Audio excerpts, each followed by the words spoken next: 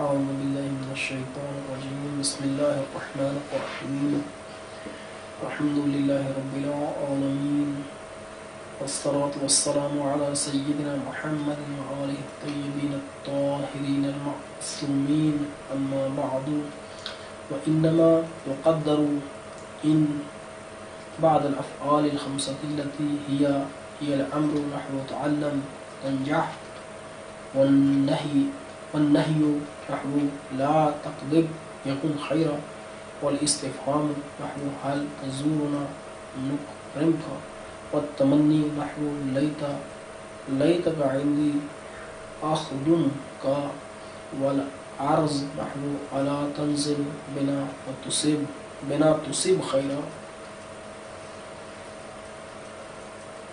اس paragraph میں انشاءاللہ العظیم آج ہم جوازم کی مضارع مجزوم کی بحث کو تمام کر دیں گے. اس پیراگراف میں مصنف یہ فرماتے ہیں کہ ان کو مقدر کیا جائے گا چند افعال کے بعد، 5 افعال کے بعد، امر کے بعد، نہی کے بعد، استفہام کے بعد، تمنی کے بعد، عرض کے بعد. ان چیزوں کے بعد امر کو ان کو مقدر کرنے کے بعد فعل مضارع کو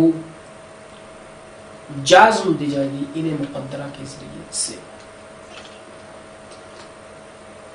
مثلا تعلم تنجح، یہاں پر تعلم ان تتعلم تنجح، تعلم یعنی تو سیکھ، تو علم سیکھ.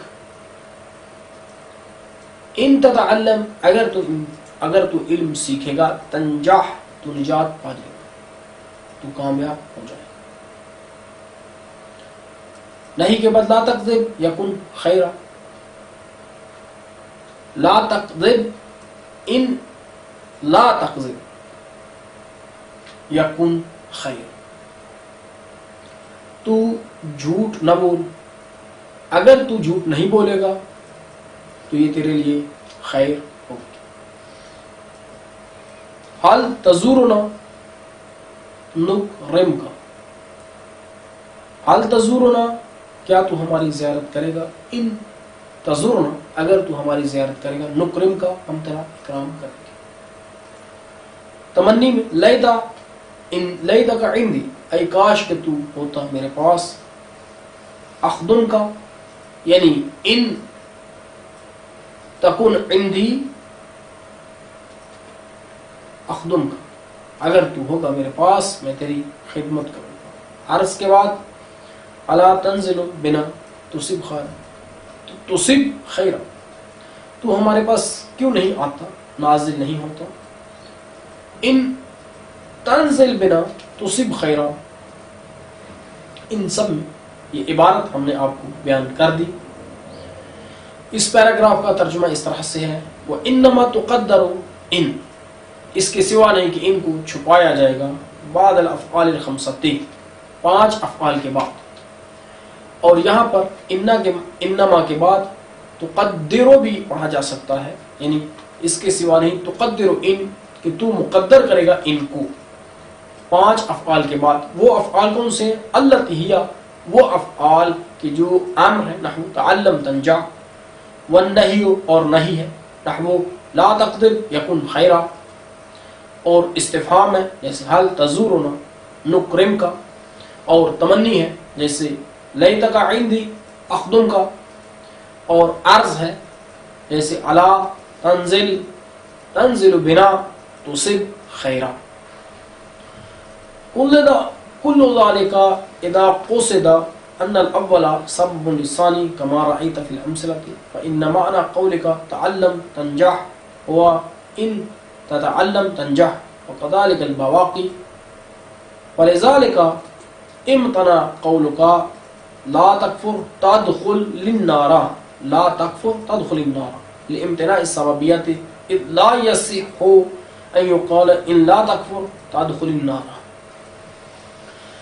یہ جو ہم نے بیان کیا یہ اس وقت ہے ہم نے کہا کہ ان 5 چیزوں کے بعد، ان 5 افعال کے بعد، ان کو مقدر کرنے کے بعد فعل مضارع کو جزم دی جاتی ہے۔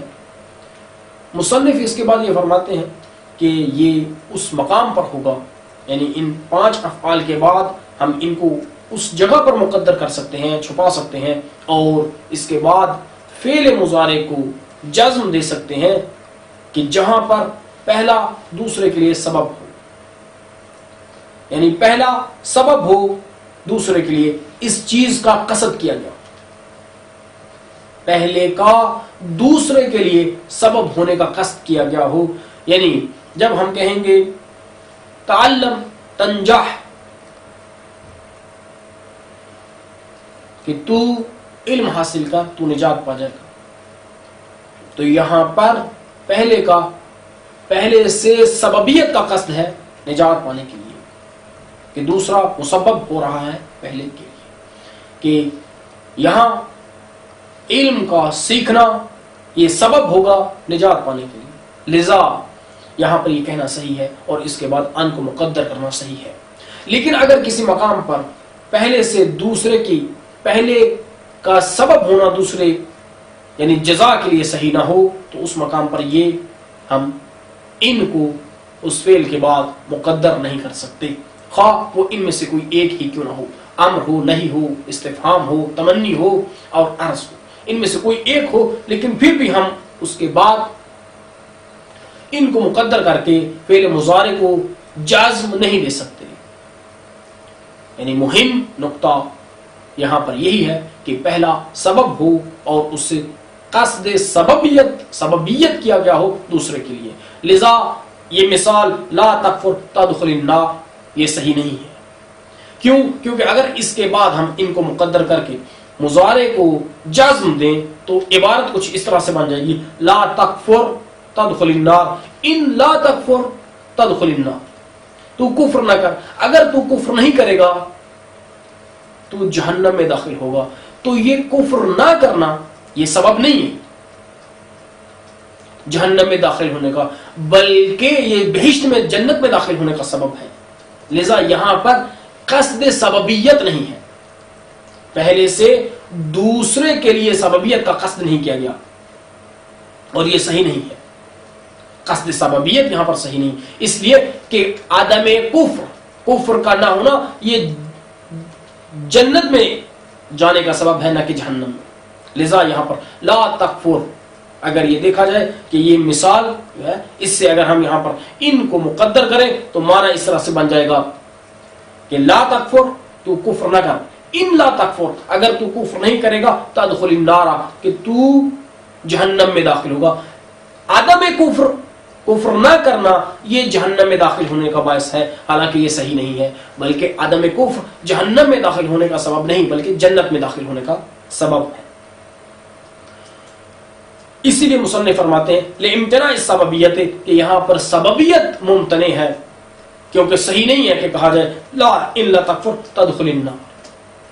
تو اس عبارت کا ترجمہ کچھ اس طرح سے ہے وَكُلُّ ذَلِكَ یہ تمام یعنی ان افعال خمسہ کے بعد ان کا مقدر ہونا اور اس کا نصب، اس کا جازم دینا مضارع کو اذا قصد ان الاول اس وقت ہے کہ جب قصد کیا جائے گا کہ اول سبب ہے ثانی کے لیے، کما رأیت فی الامثلۃ جیسے کہ آپ نے جانا امثلہ میں گزری ہوئی مثالوں میں، فإن معنی قولک کیونکہ بے شک آپ کے قول تعلم تنجح کا معنی ہوا وہ معنی ہوا کہ ضمیر معنی کی طرف لوٹ رہی، ان تتعلم تنجح کہ اگر تو تعلم کرے گا تنجح تو نجات پا جائے گا، معنی یہ ہے۔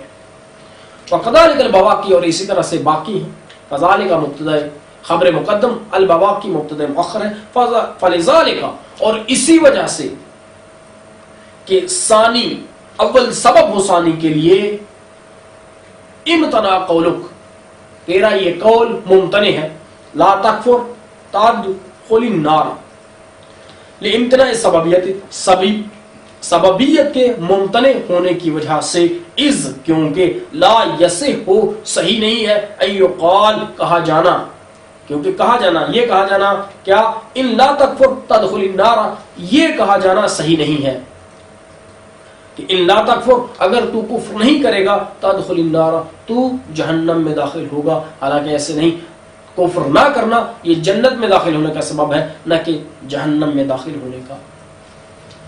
القسم الثالث الامر، اس میں ثالث امر ہے، وهو فعل يطلب به الفعل من الفاعل المخاطب كاضرب واعذ وارم بان تحذف من المضارع حرف المضارعة ثم تنظر فإن كان ما بعد حرف المضارعة ساكنا زدت همزة الوصل مضمومة إن انضم ثالثه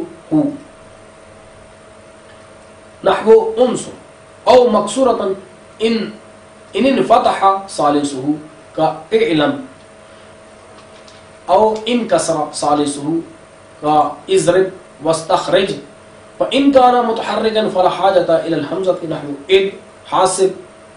وباب الأفعال من القسم الثاني وهو مبني على علامة الجزم كما في المضارعة نحو اضرب اعذ وارم واسعى واضربا واضربوا ودحرج.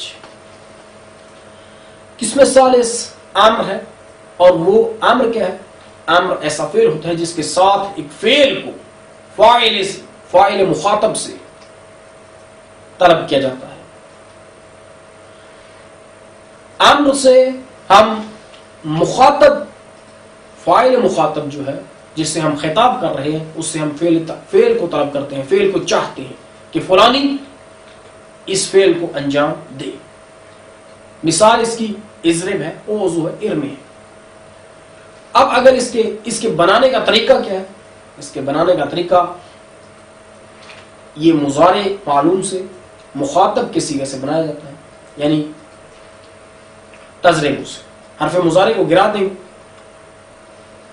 ما بعد ساکن ہے، حمزہ وصل کی ضرورت پڑے گی، اور عین الفعل کو دیکھیں گے. اگر عین الفعل مکسور ہے یا مفتوح تو حمزہ وصل مکسور لے کے آئیں گے اور آخر کو ساکن کر دیں گے، اضرب یا اعلم. اور اگر حمزہ وصل مضمون لائی جائے گی اس وقت کہ جب ساکن کا ما بعد یعنی عین الفعل مضمون ہوگا، انصر. اب یہ اس صورت میں ہمیں حمزہ وصل کی ضرورت پڑتی ہے کہ جب حرف مضارع کو جب حذف کیا جائے تو اس کے بعد ساکن، کیونکہ ابتدا میں ساکن محال ہے، لذا حمزہ وصل کے ہم محتاج ہوں گے. لیکن اگر حمزہ وصل حرف مضارع کو حذف کرنے کے بعد ما بعد متحرک ہو تو وہاں پر حمزہ وصل کی ضرورت نہیں ہے. جیسے کہ باب مفعلہ میں تو حاسبو سے حاسب، اور تصرف سے صرف، اور اسی طرح سے اد کہ اد، یہاں پر جب ہم نے حمزہ وصل کو حذف کیا تو یہ تعلیل کے بعد اد بن جاتا ہے. اس عبارت کا ہم ترجمہ کریں گے اور جو دقائق یا جزئیات ہیں وہ ہم تطبیق میں بیان کرتے چلیں گے. القسم الثالث الامر، قسم ثالث امر ہے، وہ فعل، اور وہ امر فعل ایسا فعل ہے یطلب به الفعل من الفاعل المخاطب کہ جس کے ساتھ فعل کو فاعل مخاطب سے طلب کیا جاتا ہے. مانند کا اضرب، مانند اضرب کے، اوذو کے اور ارم کے. بان تحذف من المضارع حرف المضارعۃ، اس طرح کہ تو حذف کرے گا مضارع سے حرف مضارع کو، ثم تنظر، پھر تو نظر کرے گا، دیکھے گا، فإن كان ما بعد حرف المضارعۃ، پس اگر وہ چیز جو حرف مضارع کے بعد ہے ساکنن، فإن كان ما بعد، یہ ما اپنے موصول کے ساتھ اپنے صلہ کے ساتھ مل کر کانا کا اسم ہو جائے گی اور ساکنن اس کے لیے خبر ہے. فإن كان ما بعد حرف المضارعۃ، اس جگہ تک، اس عبارت تک اس کا اسم ہے، ما اپنے موصول کے ساتھ مل کر، ساکنن اس کے لیے خبر ہے. بس اگر وہ چیز کہ جو حرف مضارع کے بعد ہے ساکنن ساکن ہوگا، زدت حمزۃ الوصل، تو زیادہ کرے گا حمزہ وصل کو، او انکسر حمزۃ الوصل مضمومۃ، حمزہ وصل کو تو زیادہ کرے گا اس حال میں کہ وہ حمزہ وصل مضموم ہوگی. ان انضم ثالثہ، اگر مضموم ہوگا اس کا ثالث یعنی عین الفعل. لیکن مضارع سے، حرف مضارع سے یہ ثالث کا معنی ہم حرف یعنی مضارع سے لیں گے. حرف مضارع واو الفعل اور عین الفعل، یعنی دیکھنا ہم نے عین الفعل کو ہے، لیکن حرف مضارع کو شامل کرنے کے ساتھ یہ ثالث ہو جائے گا. ومکسورۃ، اور تو اضافہ کرے گا حمزہ وصل کا اس حال میں کہ وہ مکسور ہوگی. ان انفتح ثالثہ، اگر مفتوح ہوگا اس کا ثالث، مانند اعلم کی. اب ان کسر ثالثہ، یا اگر وہ مکسور ہوگا یعنی اس کا ثالث مکسور ہوگا، مانند اضرب کے و استخرج کے. وَإِن كَانَ مُتَحَرِّكًا فَلَا حَاجَةَ إِلَى الْحَمْزَةِ، اور اگر وہ متحرک ہوگا یعنی ثالث، بس کوئی حاجت نہیں ہے حمزہ کی طرف، جیسے اذ ہے اور حاسب ہے. وباب الافعال من القسم ثانی، اور باب افعال قسم ثانی سے ہے، یعنی اس میں حمزہ وصل کی ضرورت نہیں پڑتی. وہو مبنی، یہ فعل امر مبنی ہوتا ہے علامت جزم پر، کما فی المضارعۃ، جیسے کہ مضارع میں ہے. جیسے اضرب، مانند اس کی مثال نحو اضرب، اس کی مثال اضرب ہے. اوزو ہے، ارم ہے، اس آ ہے، اضربا ہے، اضربو ہے، ودحرج ہے. صلی اللہ علی سیدنا محمد وآلہ الطیبین الطاہرین.